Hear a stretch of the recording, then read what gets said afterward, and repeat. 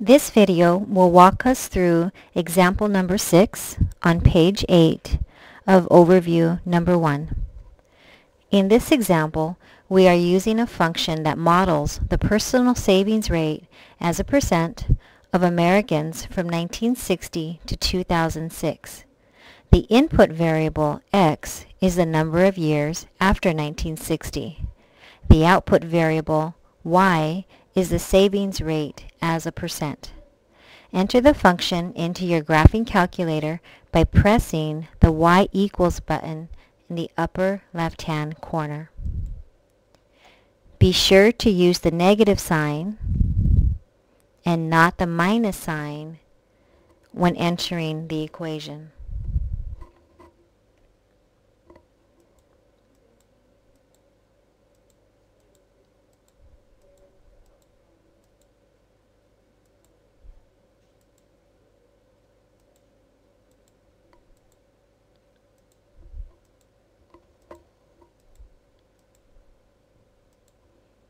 Notice that the entire equation is too long to be displayed.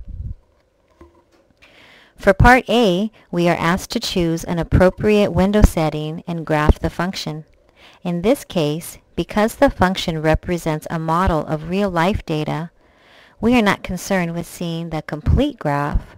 We are more concerned with seeing the graph that models the situation. The trick is in trying to determine what the window settings should be. We will use the table feature of our calculator to look at the numerical data. Since the input variable x represents the years from 1960, we will let x equals 0 represent 1960. Since this function models the personal savings rate from 1960 to 2006, we need to look at input values from 0 to 46. Actually, we want to look a little beyond 46, so let's look at 0 to 50. Start by pressing second window to get to table set. We will set the table to start at 0 and count by 5. Remember to leave the independent and dependent options set to auto. Now let's look at the table by pressing second graph.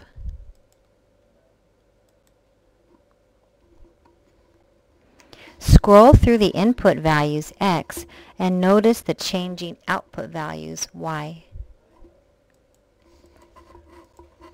Notice that the highest output value never exceeded 9. We now have a good idea of the values needed for the window settings. Press window. Let x min equal 0. This is our starting value and is equivalent to 1960. Let x max equal 50. This is our maximum input value and is equivalent to 2010, a little beyond the ending point we need. Let x scale equal 5. This is the increment by which we will be counting. Let y min equal 0. This is the lowest output value, or the personal savings rate, that we will use. Let y max equal 10. This is the maximum output value that is a little bit beyond what the table indicated. Let y scale equal 1. This is the increment by which we will be counting. Be sure to always leave x res equal to 1. Now press graph, and you can see that we have a nice visual representation of the model for the function that represents the personal savings rate from 1960 to 2006.